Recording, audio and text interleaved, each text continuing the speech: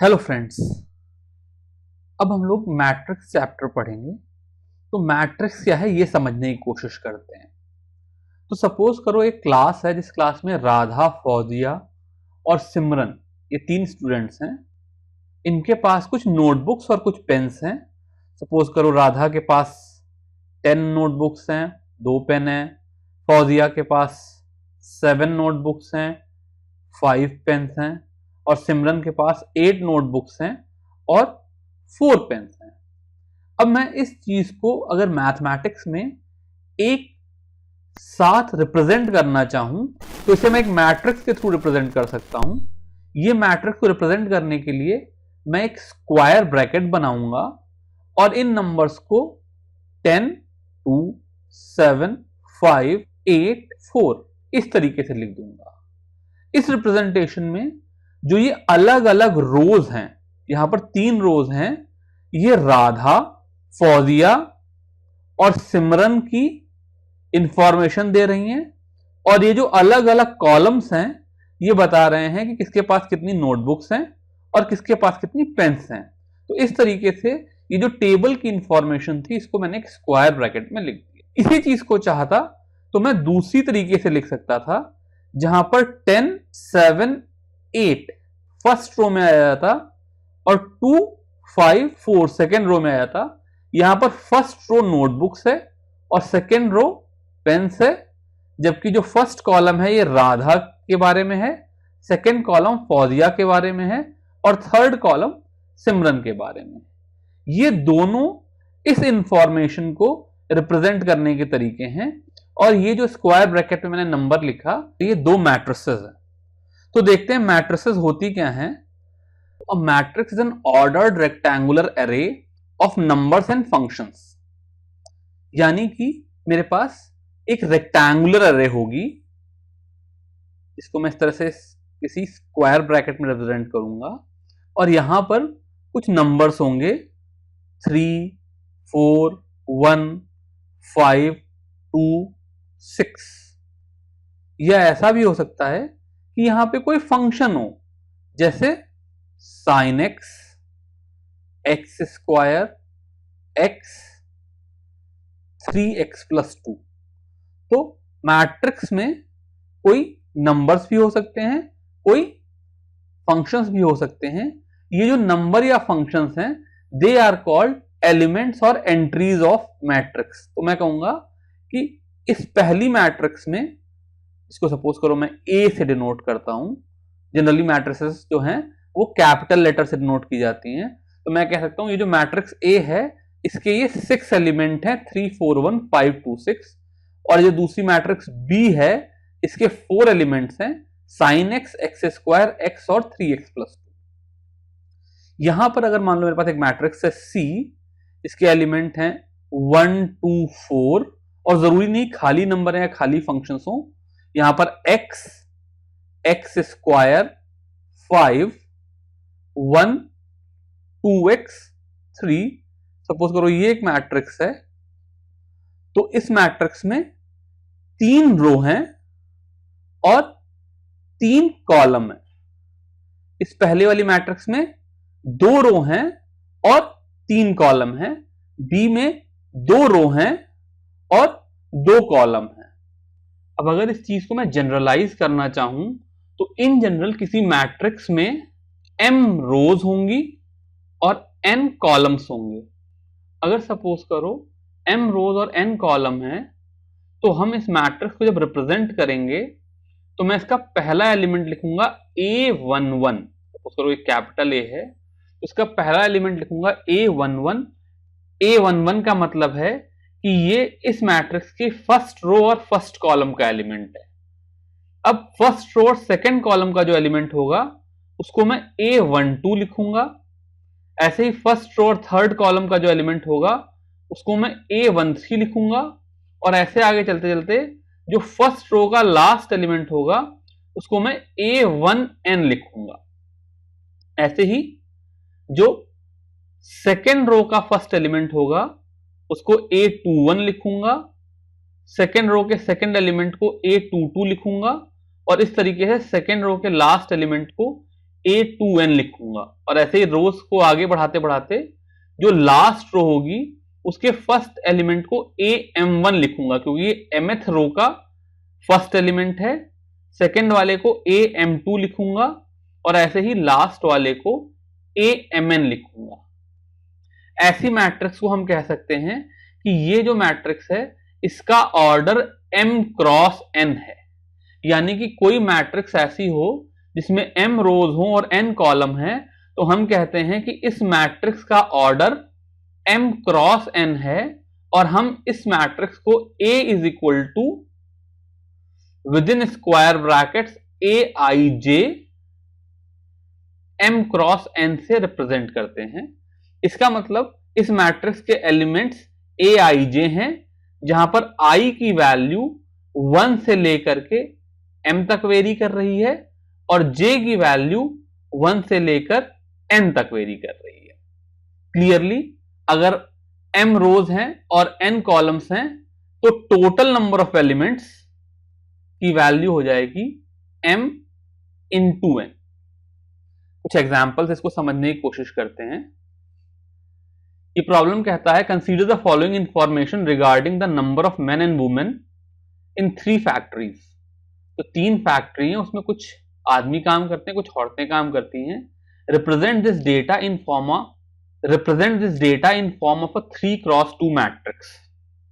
तो इन्होंने कहा कि जो मेरी मैट्रिक्स होगी, सपोज करो मैं उस मैट्रिक्स को A कहता हूं, तो इस मैट्रिक्स में 3 रो होंगी और 2 कॉलम होंगे। तो यानी कि फैक्ट्री 1, फैक्ट्री 2 और फैक्ट्री 3, इन तीनों को मैं रोज में लिखूंगा, और मेन और वुमेन इनको कॉलम में लिखूंगा।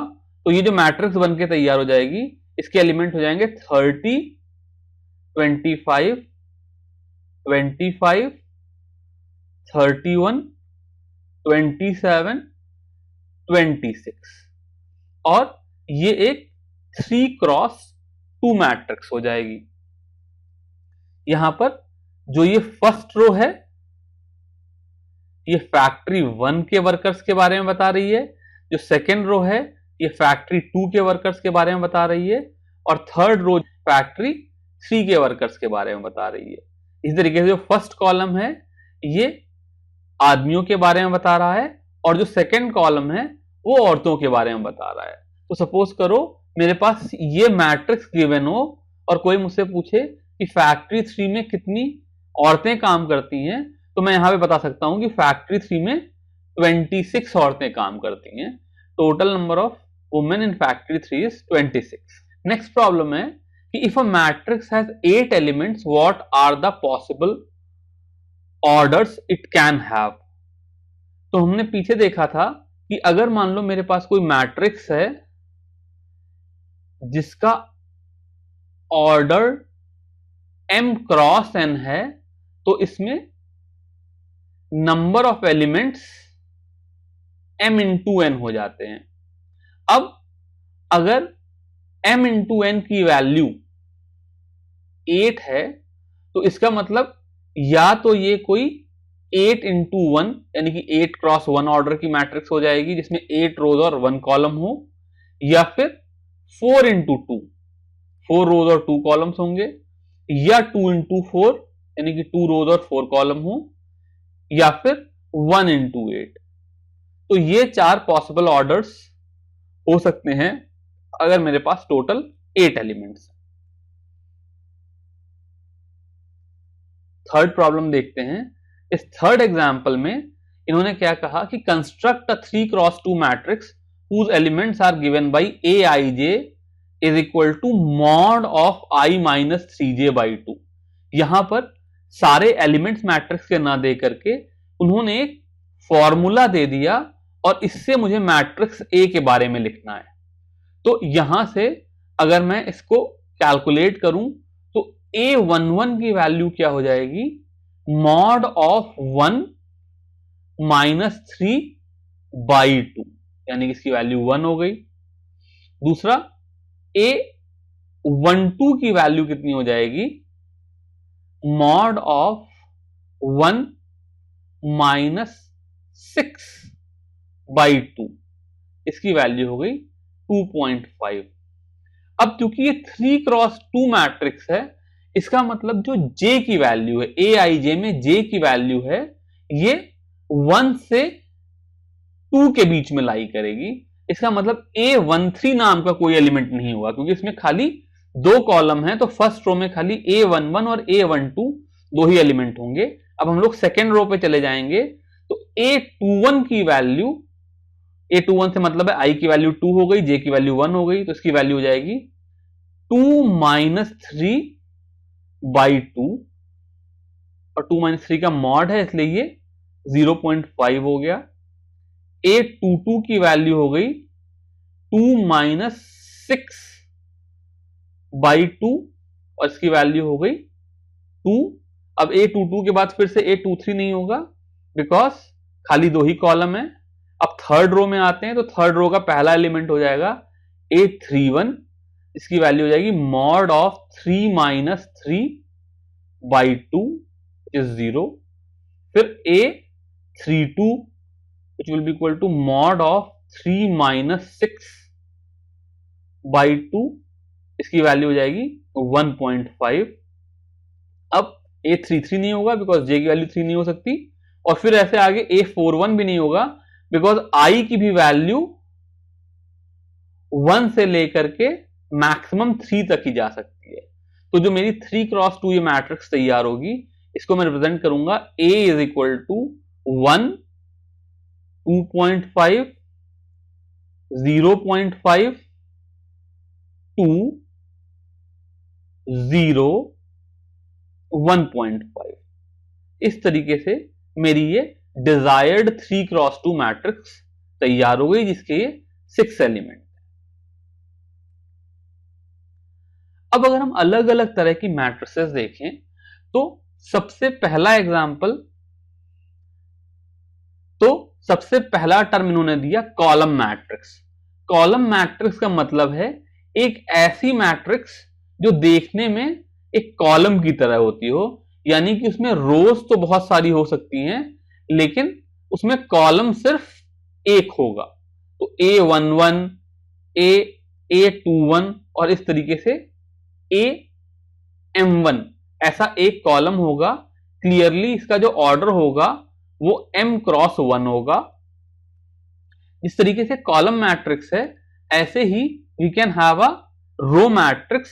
रो मैट्रिक्स का मतलब क्या है, इस मैट्रिक्स में सिर्फ एक रो होगी और इसके element A11, A12, A13 up to A1n होंगे, और इसका ऑर्डर 1×n होगा, और ये एक हॉरिजॉन्टल लाइन की तरह से होगी। Next thing is square matrix. Square matrix एक ऐसी मैट्रिक्स होगी जिसके लिए m की वैल्यू n के इक्वल होगी, यानी कि number of rows is equal to number of columns.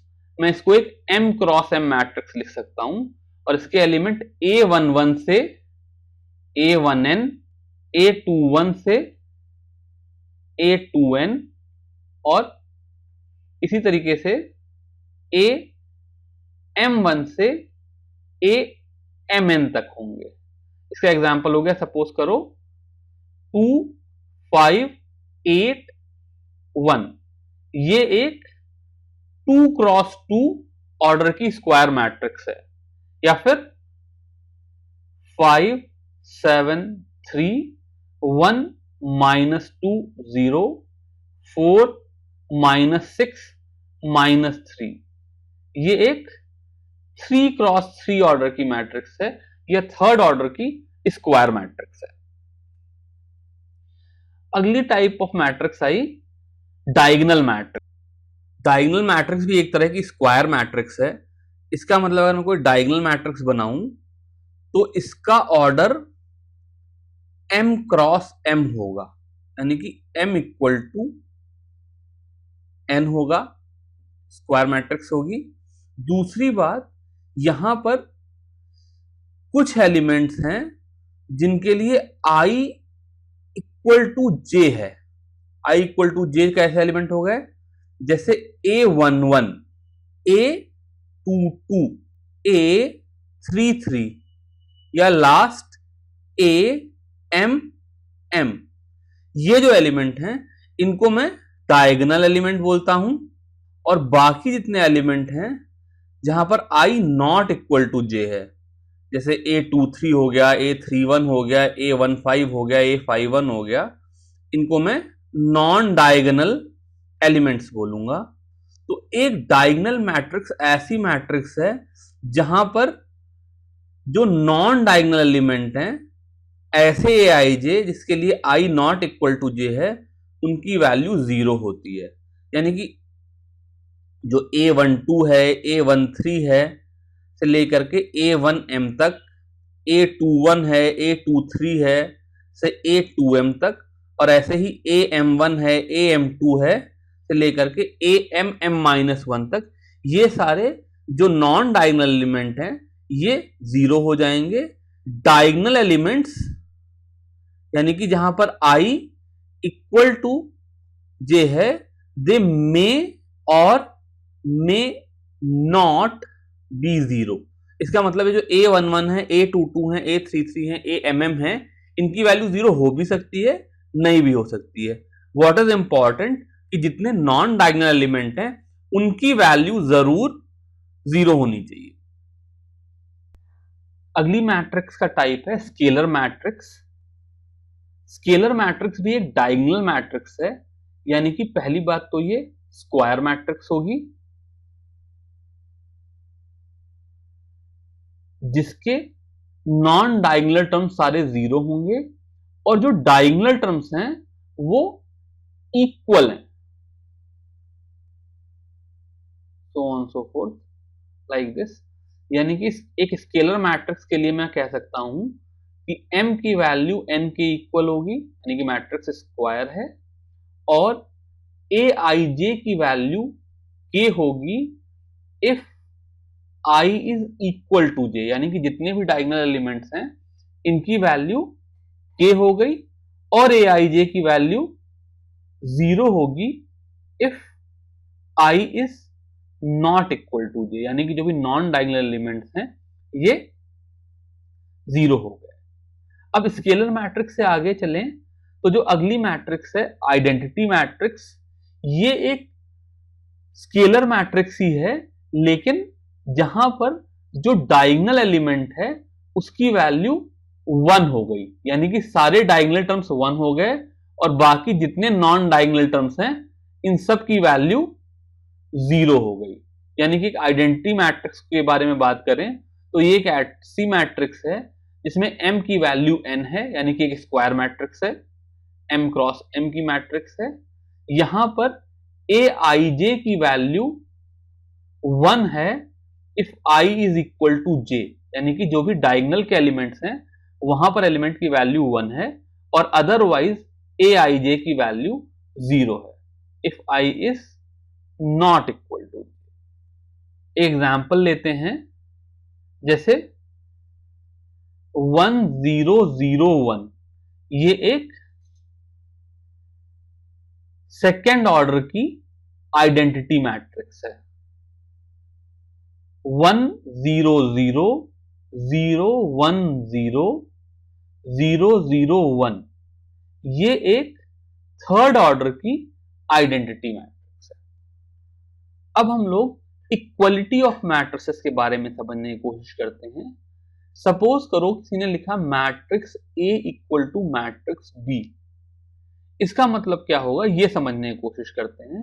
तो पहली बात तो अगर लिखा गया कि matrix A is equal to matrix B, तो इसका मतलब अगर A कोई M क्रॉस N की मैट्रिक्स है तो इसका मतलब B भी M क्रॉस N की मैट्रिक्स होगी। यानी कि सपोज करो A कोई 3 क्रॉस 2 की मैट्रिक्स है तो B को भी कम से कम 3 क्रॉस 2 होना पड़ेगा अगर A और B इक्वल है। अगर दोनों के ऑर्डर डिफरेंट हैं तो वो कभी भी इक्वल नहीं हो सकते।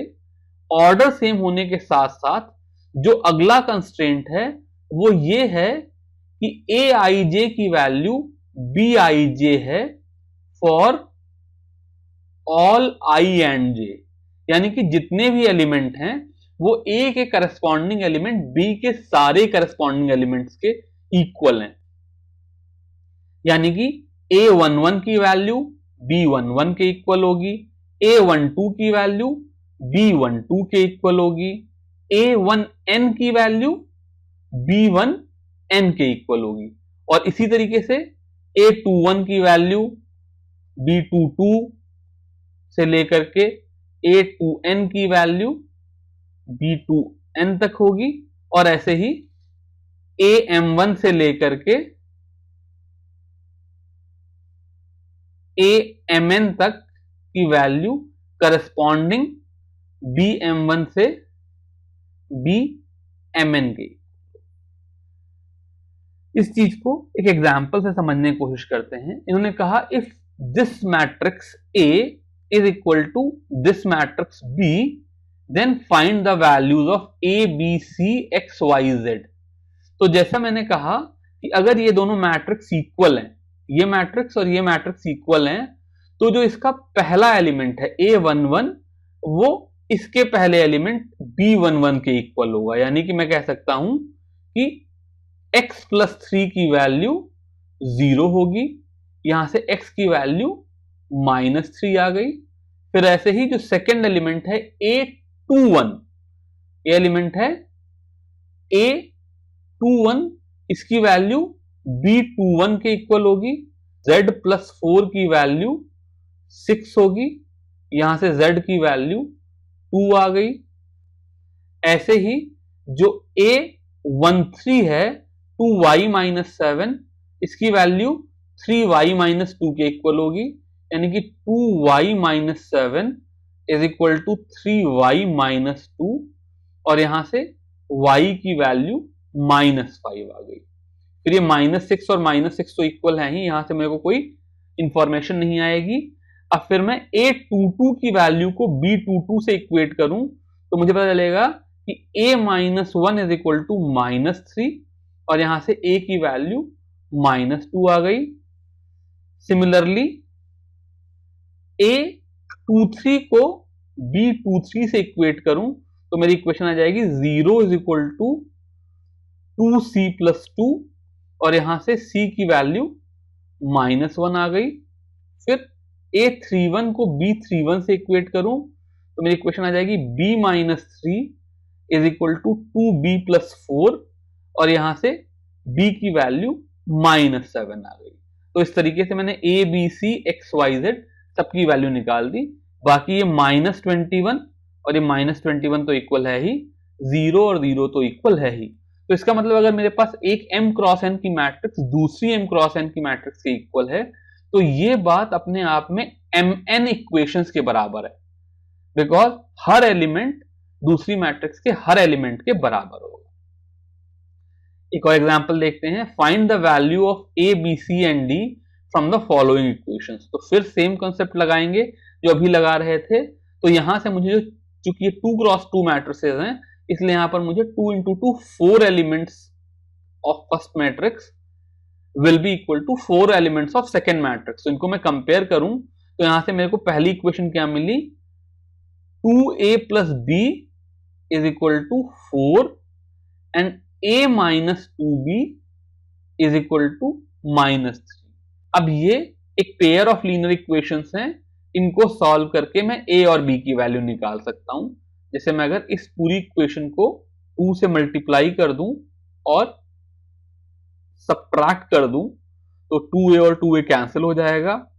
B में से -4B को सबट्रैक्ट करेंगे तो यहां पर 5B आ जाएगा, और 4 में से -6 को सबट्रैक्ट करेंगे तो यहां पे +10 आ जाएगा।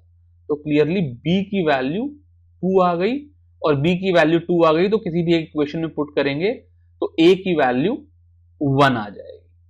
तो यानी कि A की वैल्यू 1 है, B की वैल्यू 2 है। ऐसे ही मैं अगर जो ये सेकेंड रो के दो एलिमेंट हैं A21 और A22, इनको कंपेयर करूं तो मेरे पास दो और इक्वेशंस आ जाएंगी। 5C माइनस D की वैल्यू 11 है, और 4C प्लस 3D की वैल्यू 24 है। ये भी एक पेयर ऑफ इक्वेशन, जिसे सॉल्व करने के लिए फर्स्ट इक्वेशन को 3 से मल्टीप्लाई करूंगा और ऐड कर दूंगा तो ये 3D और 3D के टर्म कैंसिल हो गए।